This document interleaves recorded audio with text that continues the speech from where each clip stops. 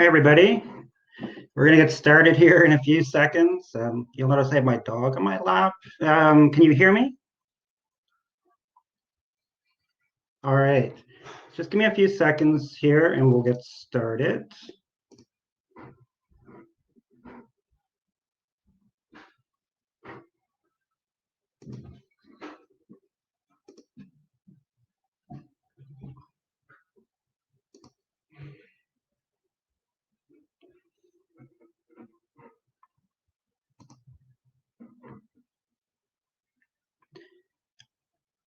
All right. Hi, everybody. My name is Derrick. I'm the Health Promotion Manager here in Moose Jaw, and we should have on the line here our Mental Performance Manager at Moose Jaw as well, Laura Police. I'm trying to give her access to her microphone and camera. So Laura, are you there?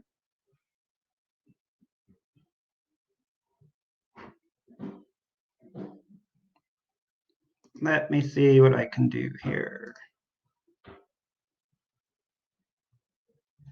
It says that Laura has webcam and microphone access. So we'll just wait a few minutes for Laura to come online and then we'll get started.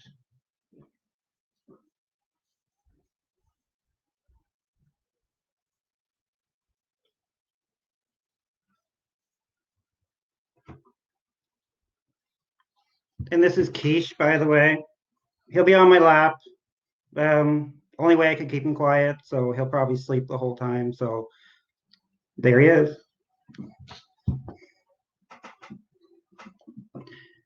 All right, I'm just waiting for Laura.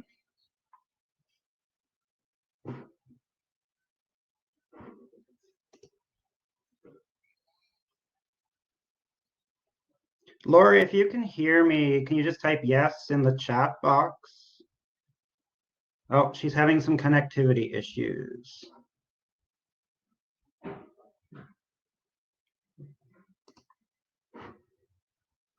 Okay, well, the first part, actually what I'll do to start, I'll just go through the introductory slide, and I was going to wait until the end to do a little bit of a mindfulness exercise, but perhaps we'll do that at the beginning until Laura has her connectivity issues settled. So before we get started, so yes, we're going to be talking about stress management, and this is from the Stress Take Charge course that is offered through Strengthening the Forces. And just a little bit of a disclaimer before we get started. So the presentation is intellectual property of D&D. So any reproduction or transmission of the slides contained in this presentation is forbidden. Some of the topics, they may be of a sensitive nature that we're talking about here today, and may not be appropriate for children. So please use parental discretion. Oh, there's Laura. Can you hear me? I can hear you. I can see you. Can everyone else, Laura, and hear her? Great. All right, good. So I also as well, so I just started, Laura, just on getting started here. So just understand that if people have any stories to tell, I can give you access to the mic and you can talk if you want, or you can share anything in the chat box and I'll be looking at that throughout the presentation. And just to be aware that nothing is to be discussed outside of this webinar. The webinar is being recorded and will be available for viewing later at calfconnection.ca. So active participation is encouraged, or you can just simply follow along with the chat or the video microphone functions if you prefer. I see someone's having issues connecting. Trisha, can you hear us at least and see the presentation, Trisha? Davey? Oh, maybe we lost her. All right, well, let's get started. Actually, like I said, what I want to do first, and well, let's see if this works. I'm going to take a chance here and switch viewing options to a video. Eyes. Close your eyes. Did you hear that first little beginning? So we're going to do a mindfulness exercise. And this is one technique, and I'm going to ask you later some of the techniques that you might use or things that you do to manage your stress. But this is a 10-minute exercise here just on mindfulness and just putting ourselves in the present focusing a bit more. And then once that is done, we'll get into the formal presentation. So turn up your volume and concentrate on the screen, and I will come back and talk to you in about 10 minutes.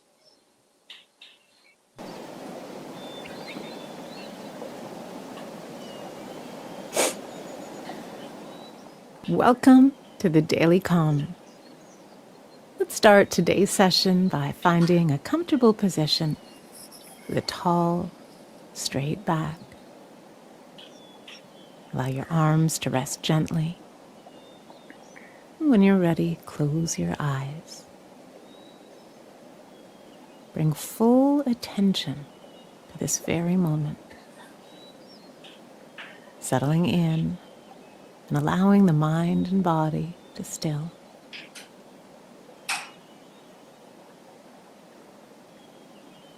And with openness, patience, and curiosity, bring your awareness to the breath.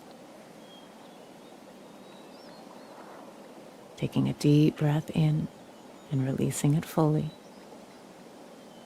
Follow the breath as it flows in and out of your body.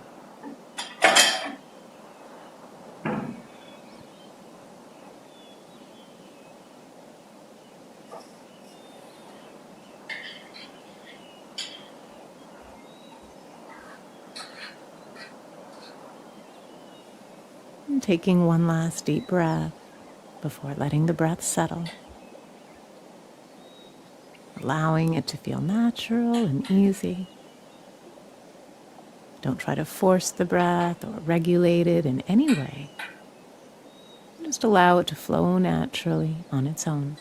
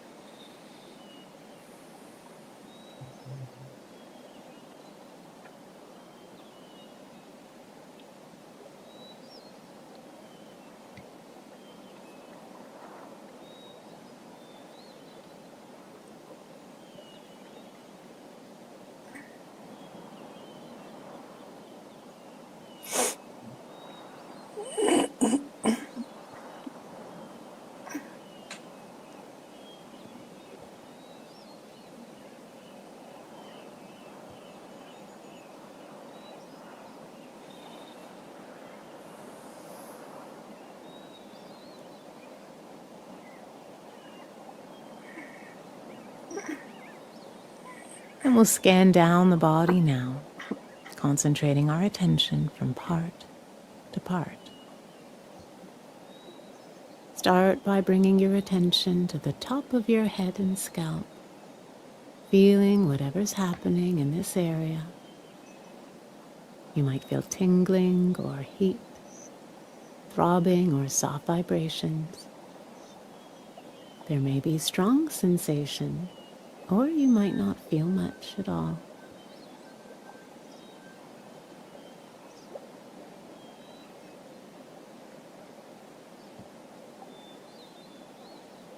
Now lower your attention to your forehead, face, and jaw.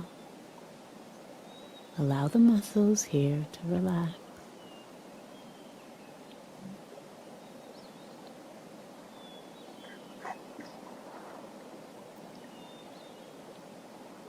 On your next out-breath, let that sensation dissolve.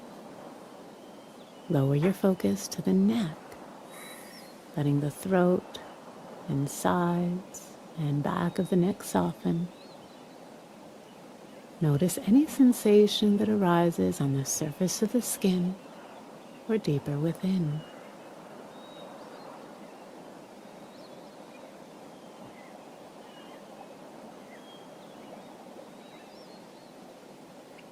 Now bring your attention to your shoulders. noticing if there's any tension or strain. Breathe into your shoulders, and if any parts feel tight, allow them to relax.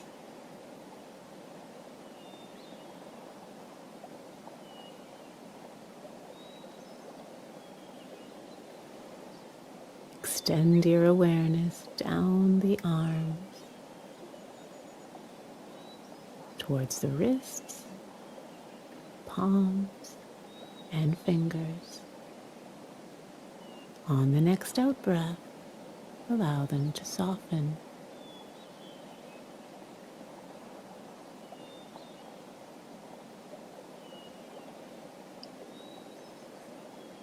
Now come to the chest, observing the rise and fall of each breath. Notice how the lungs expand and contract.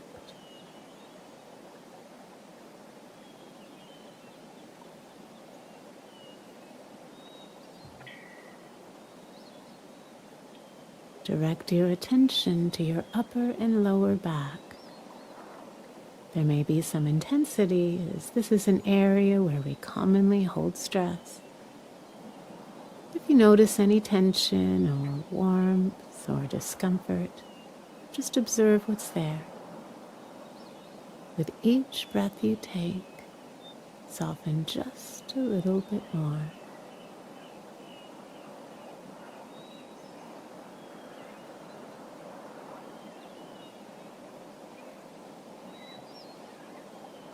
Moving your focus around to your abdomen.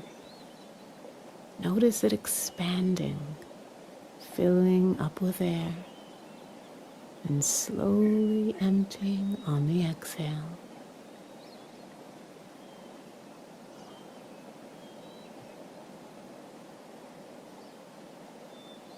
Then bring your attention to your pelvis.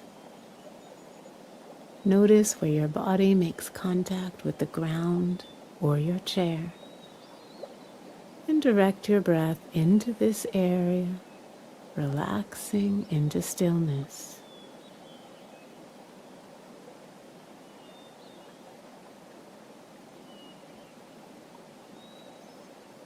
Now scan your legs, observing your thighs. Notice where they make contact with your cushion or chair. Lowering your attention to your knees and your shins and calves. Let your legs soften and tensions release.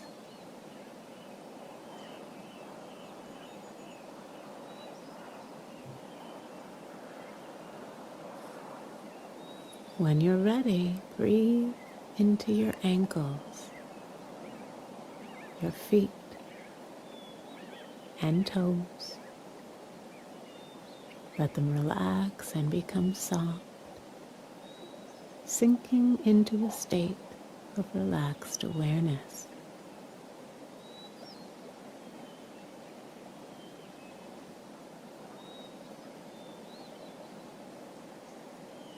And as we near the end of the session, take a moment to notice how you feel.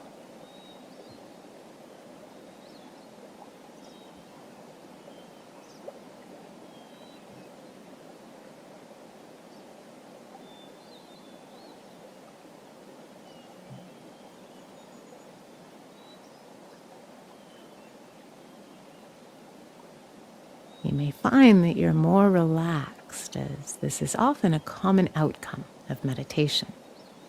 And this is one of the reasons why it's so helpful to meditate during times of stress. When we're experiencing stress, our amygdala fires up and it's difficult to make thoughtful decisions. So if we find our mind is clouded due to overwhelm, we can use meditation as a tool to calm the mind down. Ideally, we want to meditate in a preventative way so we don't get to that point. But the practice is here for you whenever you need it. And as we near the end of the session, Bring your attention back to the room. Wiggle your fingers and toes. And slowly open your eyes. I hope you enjoyed today's Daily Calm. I invite you to bring this state of peace with you into the day. And we'll see you back here tomorrow. All right. Thank you, everyone. Oh, someone said getting logged in was a stressor. Well, hopefully you got logged in and you did this little bit of meditation and your stress has disappeared. So let me just quickly go back to the presentation here. So we're going to talk about stress. So I want to know, and you can put it in the chat box to your right. What is your definition of stress? So what are some words you would use to describe stress? So you just type it into the chat box if anyone wishes to. No takers. Oh, there we go. Overwhelmed, anxiety, feeling uneasy about a situation, worry. Sorry, my dog is snoring. Uh, change, feeling a loss of control, overwhelmed, lack of control, moody. All good ways to describe stress. The actual, anything you want to add to that, Laura? These are pretty great starting points for that definition. Yeah, these are, it's a good start. An actual definition we have here. So imbalance between demands of the situation, your personal coping resources. So sometimes I think the word that was used by a number of people being overwhelmed. And especially right now with everything that's going on, it can probably seem a little bit overwhelming. Worry might set in. And it depends on the type of coping strategies or mechanisms that you might have developed or are developing that can help to mitigate some of that stress. Another way of looking at it is the pressure exceeds one's perceived ability to cope.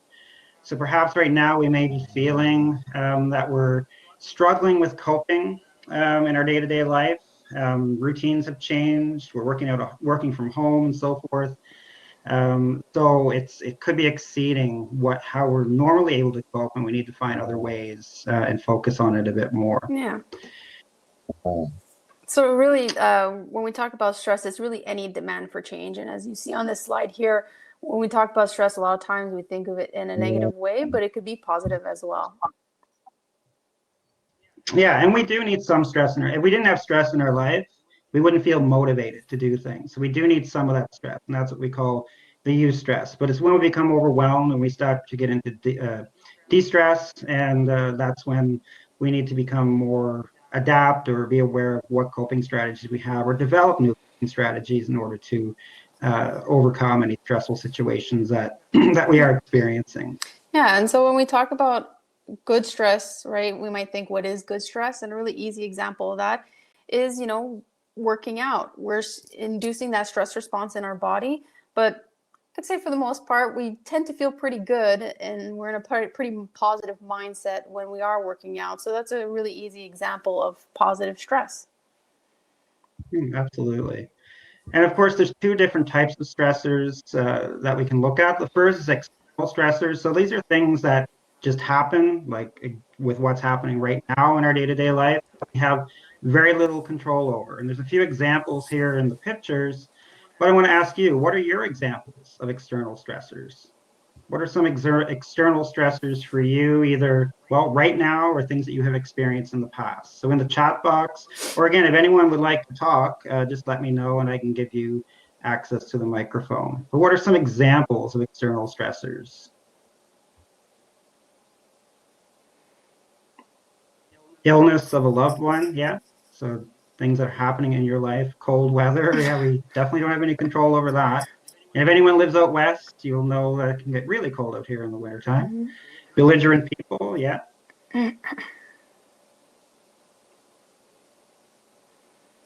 2 feet of snow in April. Well, that must be Diane from Winnipeg. Deadlines at work, those sort of things. Yeah, bad drivers, kids not social distancing.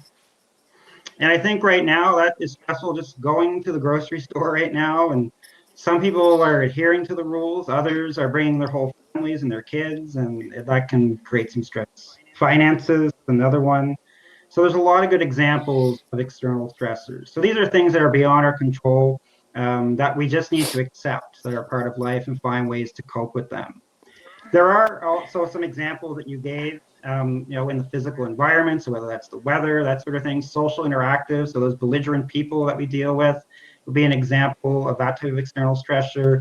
Stressor, institutional. So working from home right now could be an example of that, or just the day-to-day bureaucracies that we have to deal with within the workplace.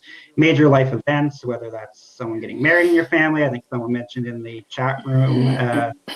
Illness, and then just the daily hassle. So those bad drivers, things like that, that sort of impact how we might react. But then there are also internal stressors. So it's basically things, how you think, that mind filter, how and determine how we act. So can you give me some examples of internal stressors? What are some things that, maybe within your own mind or skill sets that you have that perfectionism, yeah. So always wanting things to be perfect all the time, feeling that you're not good enough, yeah. Procrastination is another good one.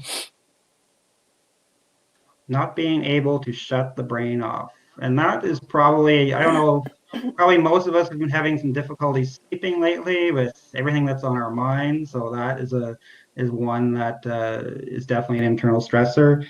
And we have preconceived notions that reinforce belligerence in others.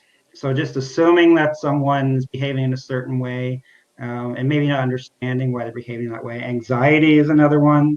Negative self-talk, all good examples. Comparing ourselves to others, relationship issues, all good examples of these types of stressors. And these fall into the categories, our life. I don't know if anyone mentioned lifestyle choices, but the negative self-talk, we want to try to stop that and sort of block that and maybe turn into something more positive.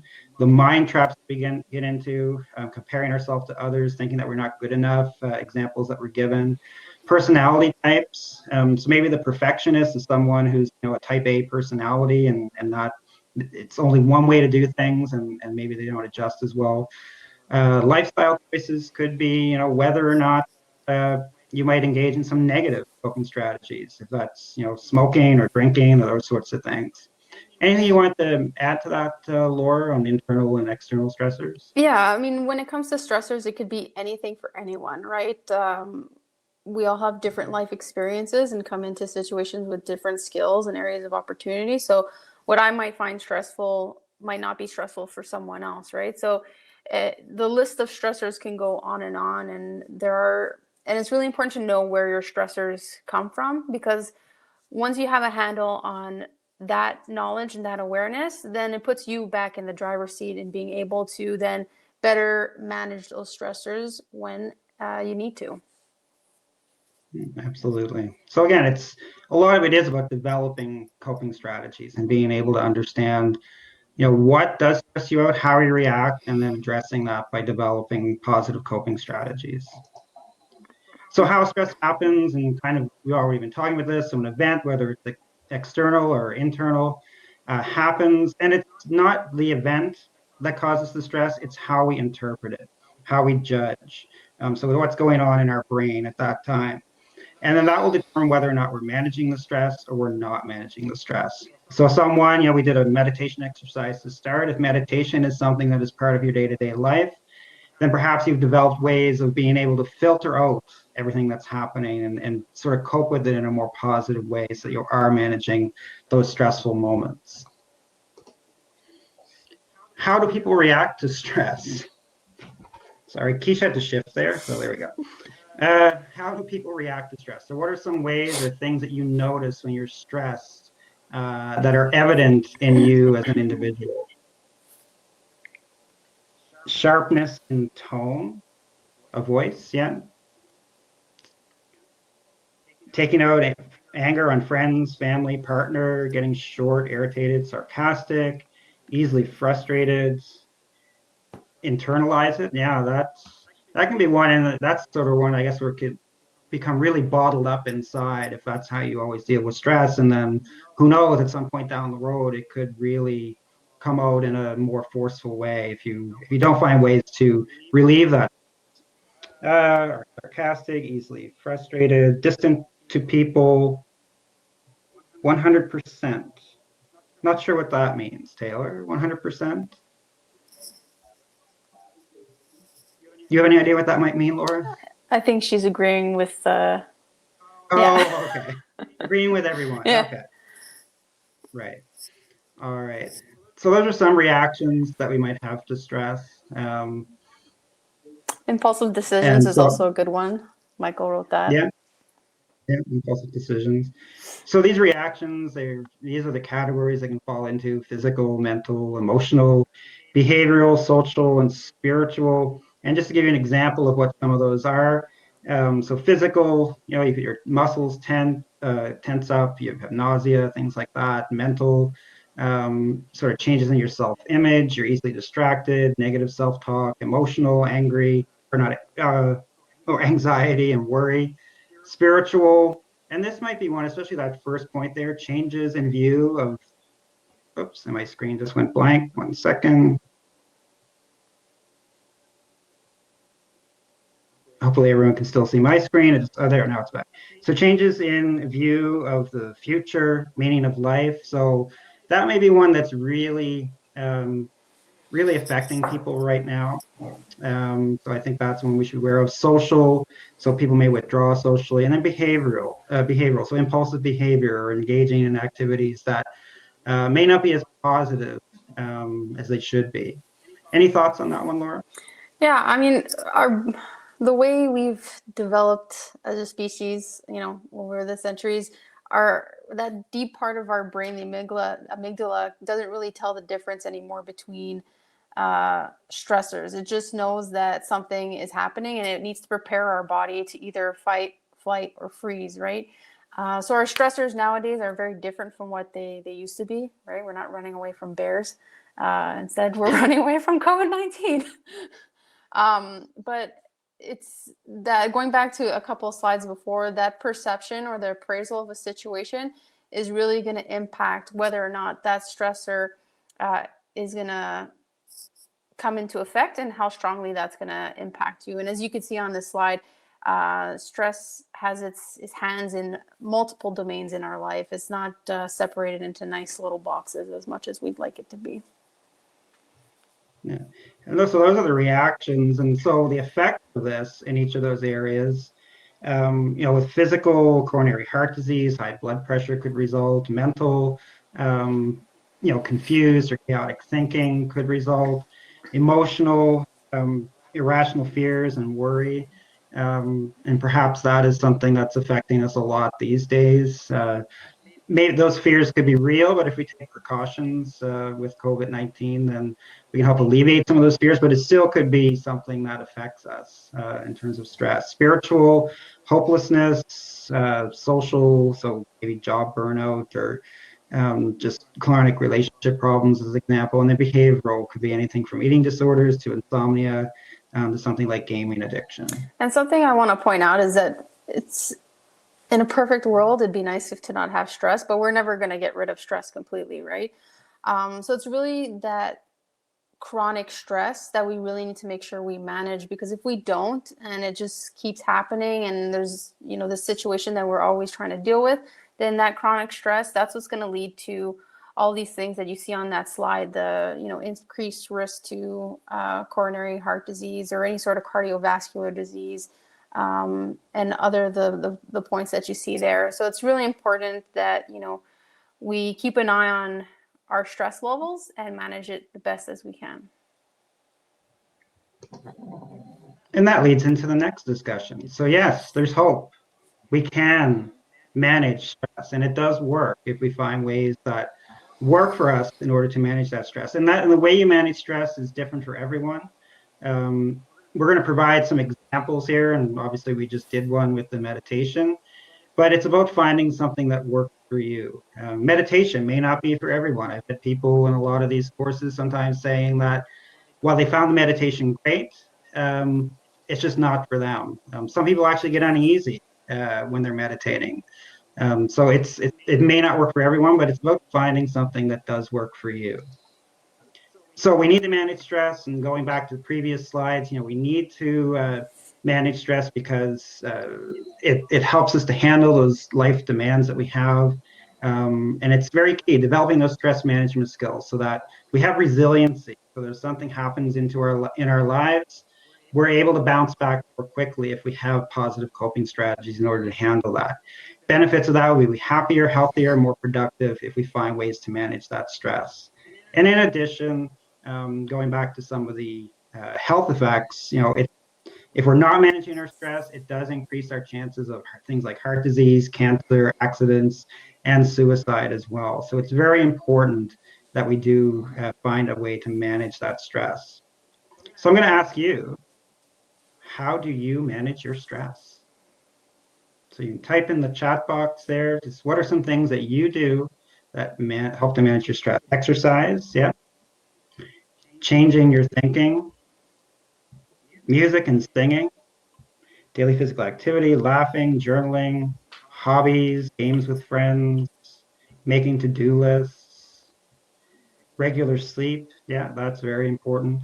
Meditation, walking the dog, yoga with Adrienne. We have a Yeah, promotional ad on here. No.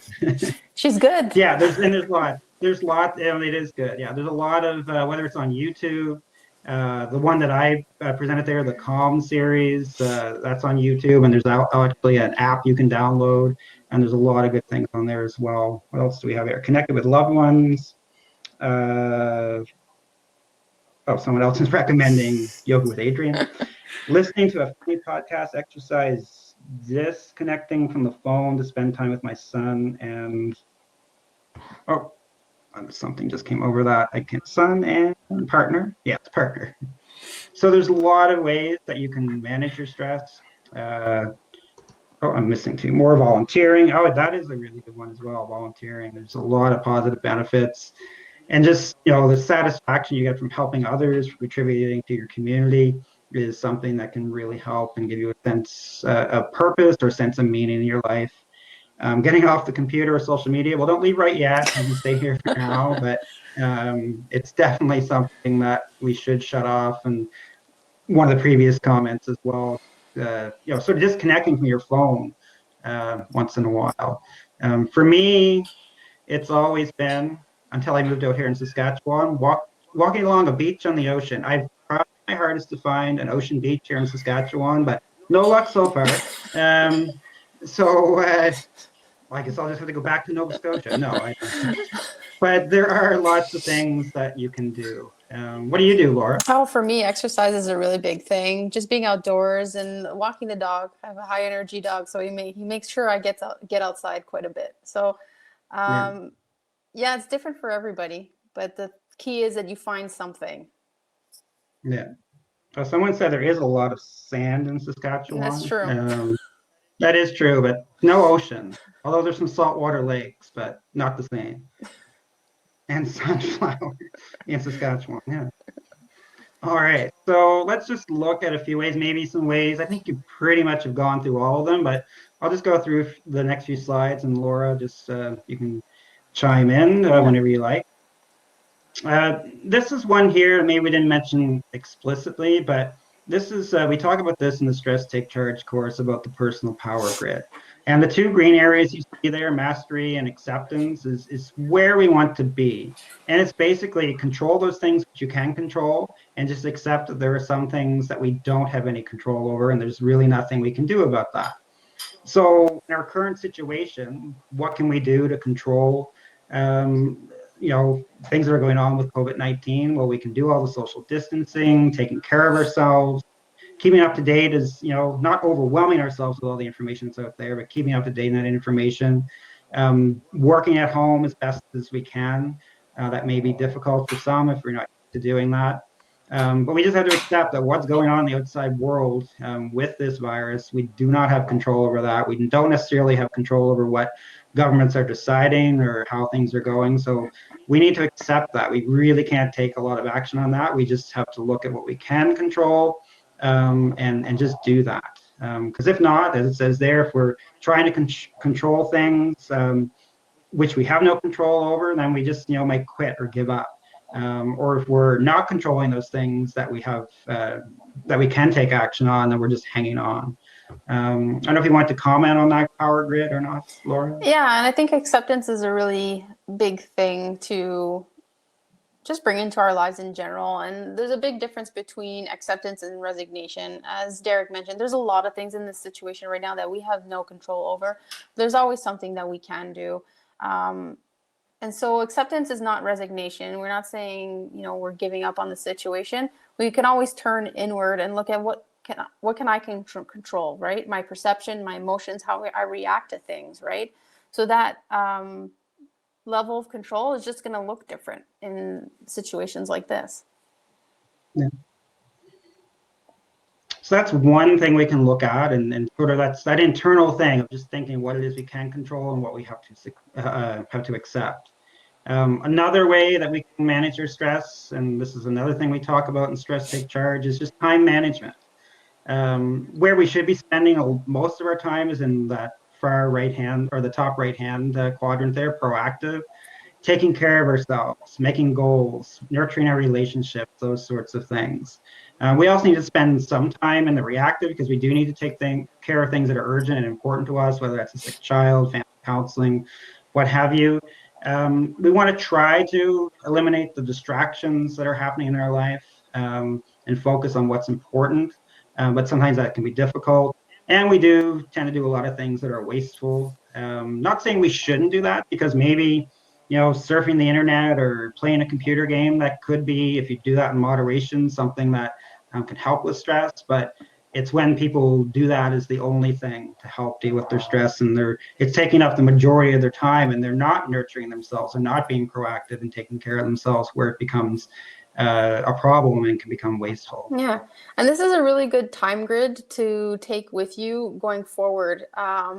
Just to help manage stress, like we just said, but also just to help prioritize your tasks, whether it's at work or at home. There's always things that come up, and we have to reshuffle our to-do list. So you could use this grid as a tool to help you reshuffle and reassess, okay, what's the priority right now? What can I delegate and get off my plate so I can better deal with this new task? Who's there to help me, and what can I put aside, and what do I need to focus on right now? Yeah. Yeah, and that focusing sometimes can be an issue, especially we have a lot of demands in our life, and sometimes we think everything is important and we need to do everything, and we don't delegate. So that's when that stress level goes up. And so I think it's more and more, if you can understand, ways to better manage your time and focus on those things which are going to help you. And if you are proactive, then maybe you can start to focus on some other things that may distract you. Because if you make a plan and you're able to get everything done, then some of those other things that come up in our life we can pay a little bit more attention to. Support networks are important. They give us a sense of belonging. They increase our self-worth. They give us a feeling of security. And a few of these will talk a little bit, about cortisol, the stress hormone. And when we do have a supportive network of friends, family, coworkers, then it decreases that stress hormone, and we start to feel better. It's when the stress increases, the cortisol increases, and then we have our stress is sort of like a vicious cycle. Our stress just keeps increasing. Right now, our support networks are probably more virtual for some people, other than the people that you're living with in your home right now.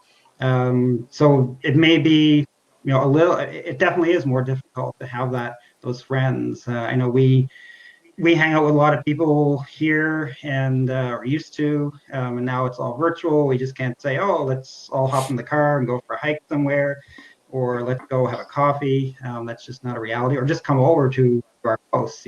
That's something that we're not able to do at the moment. So we need to sort of readjust our support networks right now.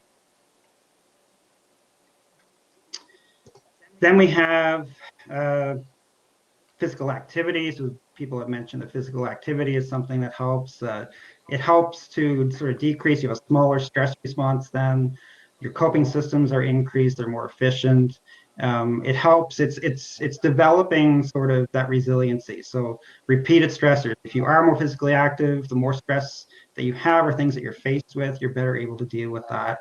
And people who are physically fit do report lower perceived stress. Anything you want to add on physical activity? Since that was your Yeah. main way to reduce stress, Yeah. Laura? Well, it's just a great outlet. There's times where, yeah, I'm sitting on the couch or I don't want to go to the gym, but I have never regretted a workout. I have never left the gym angry, right? So it's just a great outlet to get that extra energy out, put your problems, whatever they may be, away, and just be in that moment with yourself or with that buddy that you go work out with. It's a really great outlet, whether it's in the gym or outside, whatever your physical activity is. Um, yeah, I've never left a workout angry. And you don't have to give up your workouts during these times. There are a lot of great from our fitness friends in PSP who are developing a lot of online exercise regimens, videos that they're putting up there. And I think there'll be a lot more available nationally as we move along here. So you may not be able to go to the gym right now, but you can still exercise at home, in your driveway, wherever that might be, as a way to get that physical activity fix. Nutrition. So nutrition is important as well. Because if we're a lot of times, if we're not eating healthy foods, it could potentially impact our stress levels. Or when we're feeling stressed, we sort of go for those, less healthy items. Sometimes people might call them like comfort foods, and sometimes those aren't as healthy as some of the other things we should eat, like nutrient-packed foods, densely packed foods. Eating regularly, making mealtime a chance to slow down and relax. And I think that that is one, and with Canada's new food guide, really focusing on, cooking with your family, eating with your family. If you're not able to be with your family right now, maybe you all go on Skype and virtually have a meal together. You could do things like that. That would really help to get through the stressful situation. I'm just looking. There's a comment in the chat box from Michael. CF Mental Health is supporting members with a social worker, continuing sessions with a weekly phone session. So other supports as well that are available if people need to talk to them. And when we get to the end of this presentation, there's a resource slide that we have that we'll show you. Another thing with nutrition, cutting down on caffeine is something that is important because it can actually, because since it is a stimulant and if you're feeling stressed, the caffeine can actually make you feel more stressed. Although, again, people have told me in this course that if they don't get that morning cup of coffee, they're going to be more stressed than not. So I guess maybe you take that one with a grain of salt, but a lot of the research does show that because caffeine is a stimulant, it can actually increase your stress levels. And yeah, maybe you need more caffeine, like this little puppy here. But again, caffeine, it can trigger that fight or flight response. So your cortisol, increase your level of cortisol, your immune function decreases, and it may actually increase feelings of stress while you're performing stressful tasks, especially for men. I should have looked that up. I'm not sure why that is, especially for men. Does anyone know out there in the chat box? If you do, add that in there. Why caffeine may affect men more than women? I'll have to look that up for next time. Any thoughts on caffeine, Laura? Just a comment to those who say if they don't have their coffee in the morning, they get stressed. I'd say that's withdrawal. Maybe Yeah, that's the stressor. probably true. Yeah. So caffeine and stress, another thing to consider. There's also, so that's just a picture here, looking at some of the negative ways that people cope with stress. So whether it's alcohol, drugs, smoking, gambling, gaming, these are some things that people might do to deal with stress, but it's really, a Band-Aid. You may feel at the time of engaging while you're drinking or smoking or gambling, you may feel like you're dealing with your stressful life or things that are happening in your life.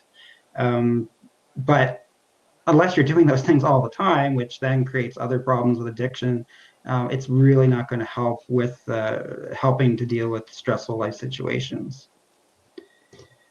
Sleep. So someone mentioned in the chat box about sleep. So with that, it does release cortisol into the bloodstream if you don't get enough sleep. And again, we mentioned cortisol as a stress hormone. It can definitely affect your resiliency. if you're not having that sleep. I mean, you can imagine if you're not getting your what's recommended, your 7 to 9 hours of sleep, or you're getting even less than that, you probably feel more agitated. You may not react to things in in a positive way. So that's something to consider, and it can increase your hunger, so desire for high carb foods, and an unhealthy body composition. And looking at the chat box, gambling increase stress if you are losing. Well, yes, I suppose so. I suppose so. So you should be 2 hours before you sleep. You should avoid any caffeine, alcohol, nicotine, exercise. Now, for some, exercise in the evening, that is what you do. And that is fine. Just as long you should take like a hot shower. I mean, you should shower if you exercise anyway. But you should take a hot shower, and while that will warm your body up, it'll sort of create a in your sort of a feeling where your body temperature increases, but then it'll also help you to decrease to a lower level and help you to get to sleep faster. Mm-hmm. Something to consider when it comes to sleep and just sleep hygiene, and I talk quite a bit about this with some of the people I do one-on-ones with, is just thinking about creating a bedtime routine, right? Um, you know, that window 2 hours before bed, do activities that are going to calm you down, right? So taking that warm bath or shower, reading a book, meditating. You can do some stretching. That's the most physical activity I would say to do. Journaling, anything that really helps to calm you down, relax you, and just quiet your mind right before bed, instead of having it busy with what you did that day, what do you have to do tomorrow. If that's keeping you up, just write it down. Write that to-do list the night before, so it's out of your head and you can relax and not have to think about it till the next day. Yeah. I think one thing as well, and I'm not going to go into great detail, but you hear a lot of things with cannabis these days, and how there's strains of cannabis that can help you sleep. Uh, yes, you may go to sleep, but you're not going to get that restful sleep. You're not going through REM sleep. So you may be able to go to sleep, but you probably wake up the next morning feeling tired because of that. So that's something. While there's some advertising out there that talks about cannabis being helpful to help you go to sleep, it's probably something you definitely should avoid. Um, oh, more comments in the chat box on gambling. We have some gamblers here, maybe. The host, only the host ever wins. Okay, I'm not going to go into that. So that's what you should do before sleep. And then just some of the things, other things that you can do. And these are things that you can do. The 1 minute laughter. I put a video up on the PSP Moose Jaw Facebook page the other day of like, now his name escapes me, but it's this laughing yoga guru. And he goes around and does sessions and just encourages people to laugh, and it does actually help. Or just having a sense of humor in general can help as a way of coping with stress. Abdominal breathing. With the meditation, we did some breathing there, but there's also a lot of tactical breathing and just doing full in and out breaths to help reduce, and it actually activates the parasympathetic nervous system, which helps to deal with stress. Stopping negative self-talk, so turning that into something positive. And so when you start to have these thoughts or this talk creep into your mind, this negative talk, you sort of want to address that and sort of think about why you are feeling that way, why you are saying that, and then try to turn that into something more positive that sort of increases your self-worth, the way you think about yourself. Switching perspectives. So that 5-year question, I think right now, a lot of our perspectives about what's happening in the world and what it's going to look like after this is all over, probably having an impact on that perspective. So we may be forced into switching our perspectives a little bit about our life and day-to-day life and what that might look like at the end of all this.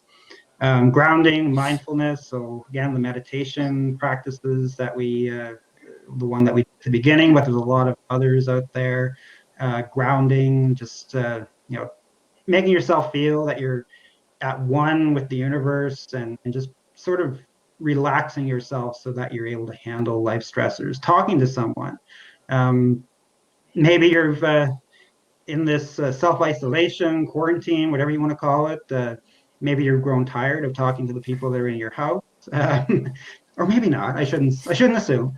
But maybe talk to someone else. Just reach out through social media, um, and use some of these platforms. Whether it's maybe not Zoom, since there was an article in the news about Zoom being hacked, but Skype or other platforms where you can talk to people, or just call them up, talk on the phone. And journaling, I think someone mentioned that, or I think Laura mentioned that early. Just writing down your thoughts and feelings is another good way that can help to reduce stress. Anything you want to add to that, Laura, or comment? It's a pretty good list. Again, it's different for everybody, but it's important to have a good handful of different stress management techniques. The whole idea of, more tools in your toolbox is a good way to go, because depending on the stressor and where it's coming from, it's going to differ on how you're going to react to it and how you're going to address it. So again, trying these different things, not all of them might be for you, but it doesn't hurt to try. You won't lose anything. If anything, you'll gain something. So even just talking to other people and asking them what they do for stress relievers, it's part of stress management, in my opinion, is just getting creative as well, to try and think about what are the different activities that you can do. Yeah. And in the Stress Take Charge course, I mean, people will give all kinds of examples. I'll go through the examples that are presented in the course, and I always tell them, like, it's a lot of times trial and error. If you haven't found something that does work for you, try different things, and maybe you'll find something that is of great benefit to you to help to reduce your stress. And so a lot of it is trial and error. But then when you find something, practice, practice, practice. You need to keep doing it. And the more you do it, the more effective it will be, and building up your resiliency to deal with all of life's stressors. So yeah, the relaxation that we get from a lot of these activities, so the response, it changes that physical and emotional response to stress. So all in one of the previous slides that we had there, we talked about the tension that can be created physically, the anxiety emotionally. And if we're able to find something that works for us and we practice it, it can help to change those physical and emotional responses to stress so that we're not, necessarily tensing up. Or can help to alleviate them or getting anxious. It helps to decrease heart rate, blood pressure, rate of breathing, muscle tension, a lot of other things. So definitely would encourage you to find something that works for you. And again, practice, practice, practice. One other important thing to remember is knowing where to turn to for help can also help to alleviate some stress.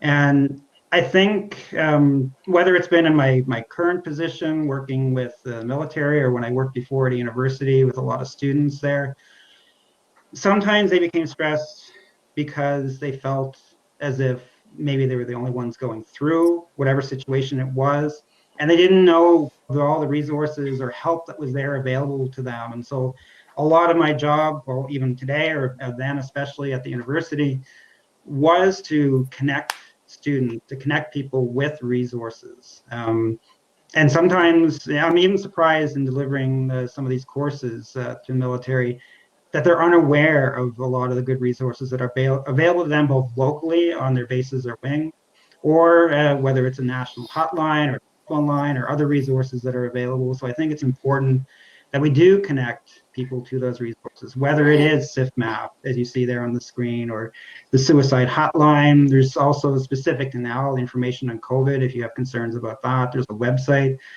that has a lot of useful resources about what's happening, but also there's resources to help with dealing with stress, and there's other resources available as well. The family information line.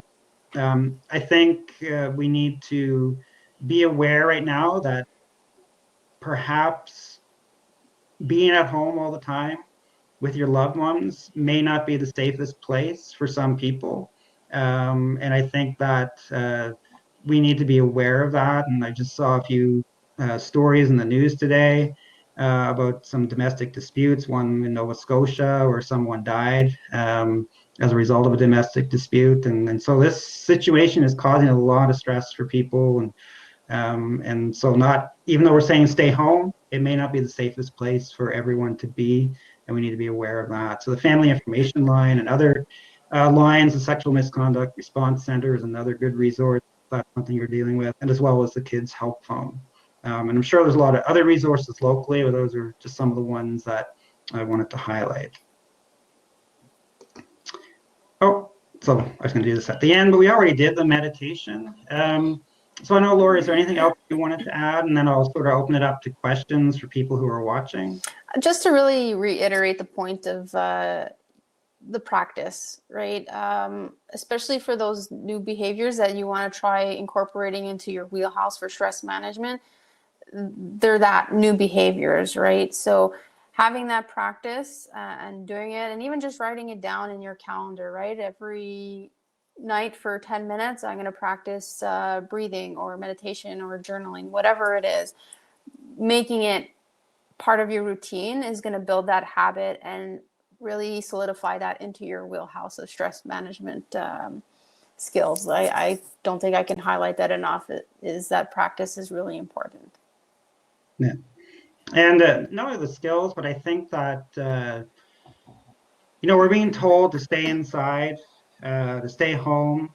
Depending on which province you're in, there may be even more restrictions where they don't even want you going for a car ride or something like that. Excuse me. But I think, if you have a backyard or some way that you can just go out, even just to breathe in some fresh air. I mean, I'm looking out the window here today in Saskatchewan, and it's blue sky and the temperature is fairly warm today. So you need to get out in your backyard, or if you can go for a walk in your community, to do that. Again, respecting social distancing and so forth. But staying inside in your home probably not is going to create more stress. So try to get out the best that you can, and that will definitely help. So, if there are any questions? Oh, I see there are. Oh, this is about, yes. So the session, or two people are asking if these sessions are recorded, and yes, they are recorded, and they will be archived on the CAF Connection website. I'm not 100% sure. I haven't looked where that is on the CAF Connection website, but it will be there, and we'll probably send out a notice to let people know where they can access these archived webinars. Are there any other questions that people might have, or is there anything anyone wanted to add? I'll wait a couple seconds.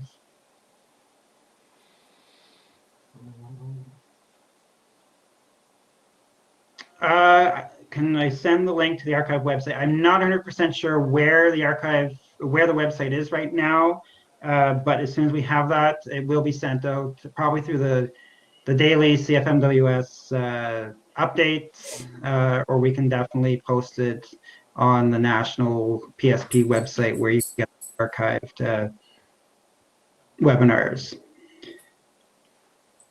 All right, I think that might be it for questions. Everyone's saying thank you. Well, thank you all for listening to us today. And I'd like to thank Laura as well. She didn't have to do this today, but I asked her. We're very fortunate at 15 Wing to have a mental performance manager there. So I think, thank you, Laura. Thank you for having me. No problem. And thank you, everyone else. Oh, just looking here, someone said they can't get into the D1. They're at vet. We'll definitely, to get onto the CFMWS website or the CAF Connection website, you don't need D1 access, so you should be able to get access to these archived presentations. But I'll double check on that, and I'm sure there will be a message sent out through Facebook to let you know where those archive sessions are. So thank you, everyone, and enjoy the rest of your day wherever you are, and be looking for more webinars from the health promotion team in the weeks to come. So thank you, and have a good day.